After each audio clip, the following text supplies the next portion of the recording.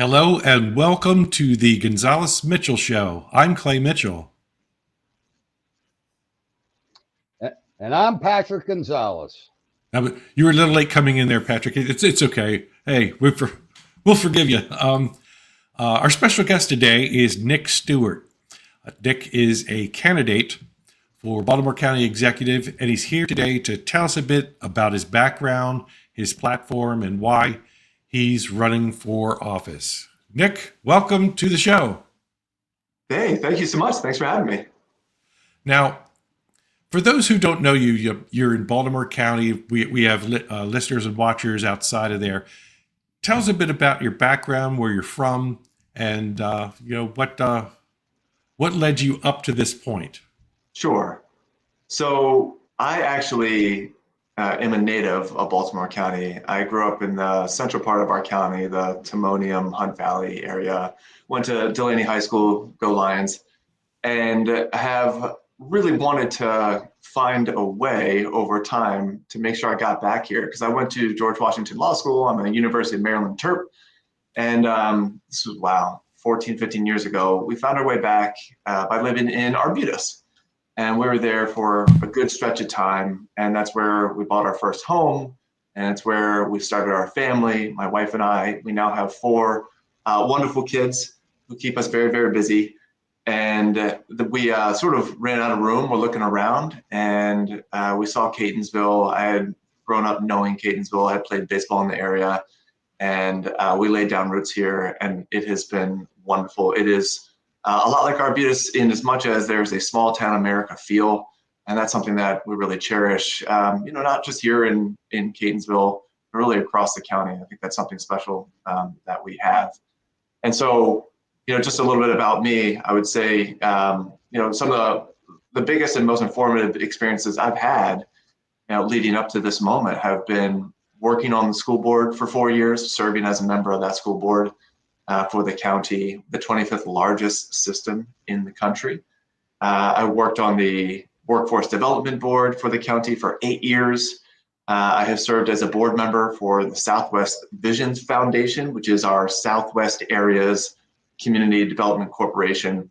And then I'm the co-founder of my own advocacy group together with the former planning director of the county. His name is Pat Keller.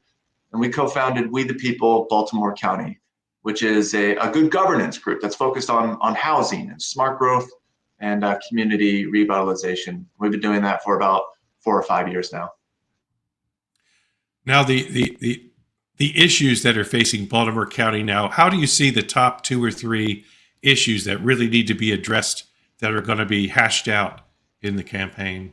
Yeah, this is a really unique moment in time. And it's not just so simple as saying it's housing, it's economic development, it's schools. It is those things. But really what we're facing at this moment is a crossroads. These national issues have been brought to our doorstep. And so we have, for example, the first population loss in the last 100 years in Baltimore County, which is, of course, indicating that things are disconnected systemically so that folks are having a really hard time making a go of it here and are either choosing to leave or choosing not to come back here after maybe they graduate from school or looking for their next home to build their family, what have you. And that is brought on, if you look around us, by dead and dying malls. It is about a lack of housing. We talk about slow economic growth. It's 0.6% for the latest data, that's ultimately available. We have 74% of our kids in Baltimore County Public Schools are living in poverty. And just think about that figure, that 74%, 3 out of 4 are living in poverty in Baltimore County. It means that the issues are significant. And of those, of the 74%, a quarter of them have attempted to take their own lives.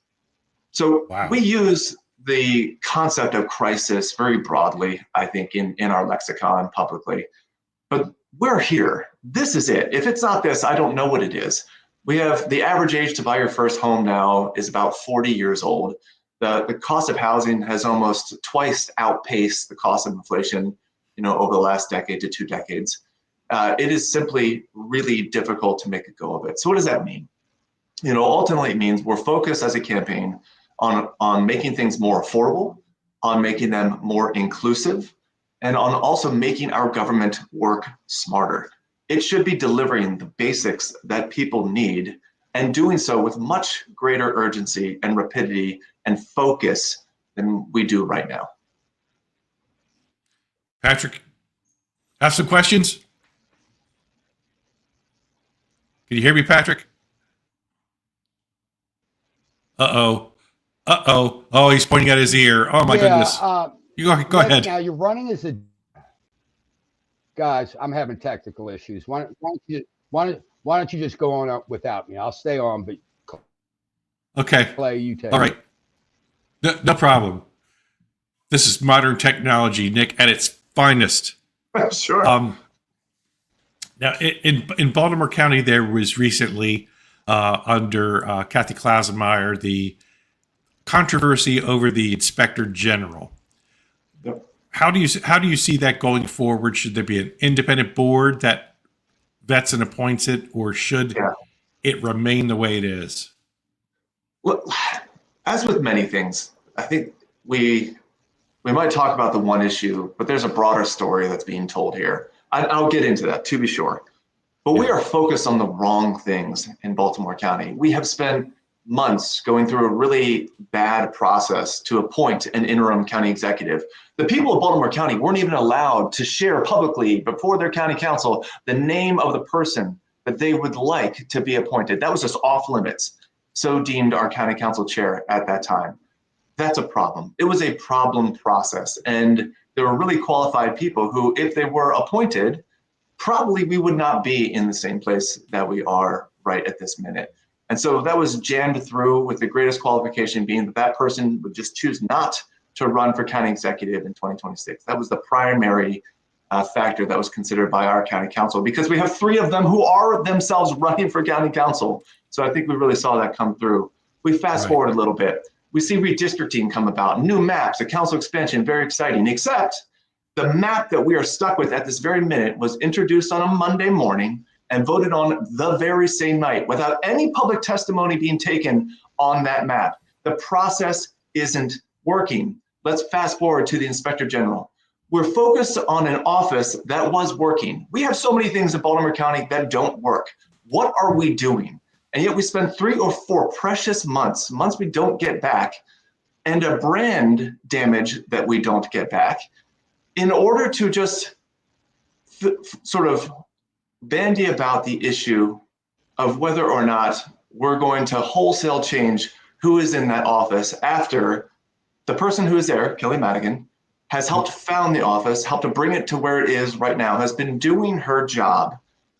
And yet in this moment, we were told 3 things that were wrong by the powers that be. We were told that the county executive had to go through a process to appoint a new inspector general. She didn't. We were told that the process itself would be fully independent, no politics involved. Well, it wasn't.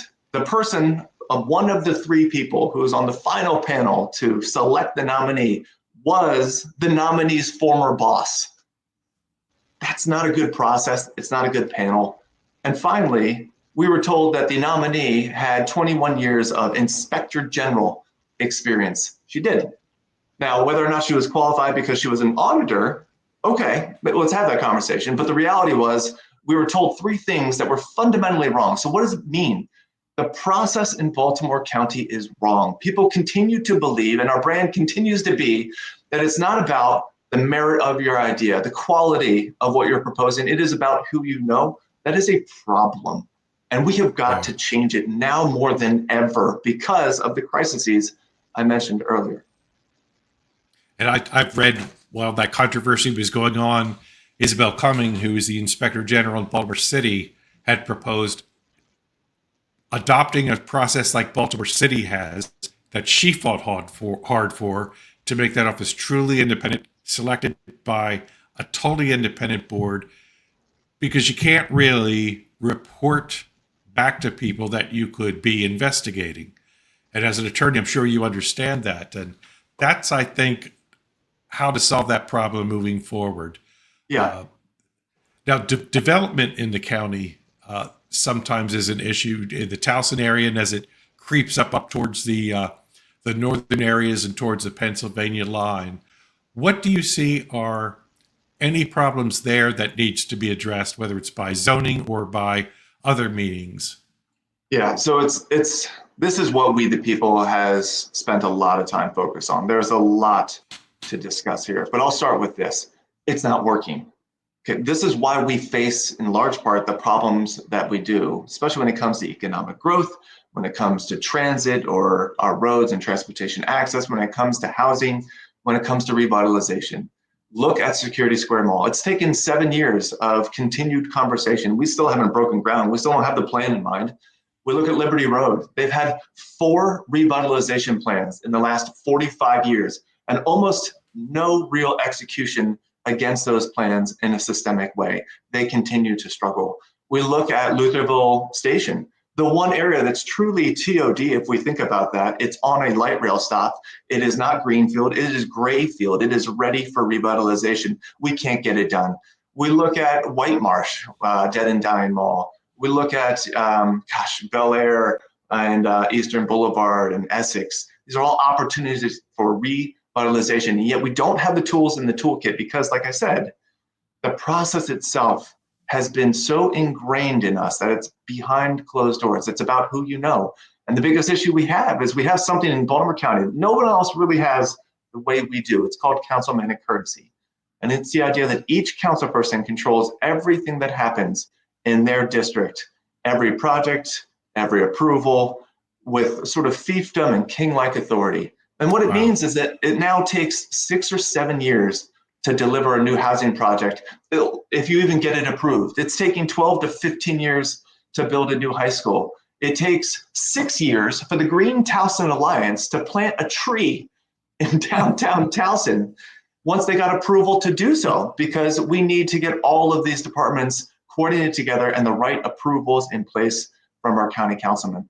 This is not the way that smart governments operate. We have got to do a wholesale review and build back up the process for smart growth in Baltimore County so that we have the tools necessary to deliver attainable housing that people can actually afford, and revitalize town centers. People that want to go and have pocket parks to visit and friends, who can shop together and experience a destination, things to bring people out of their cars and with one another. That's what we need. And we have so much opportunity to do it.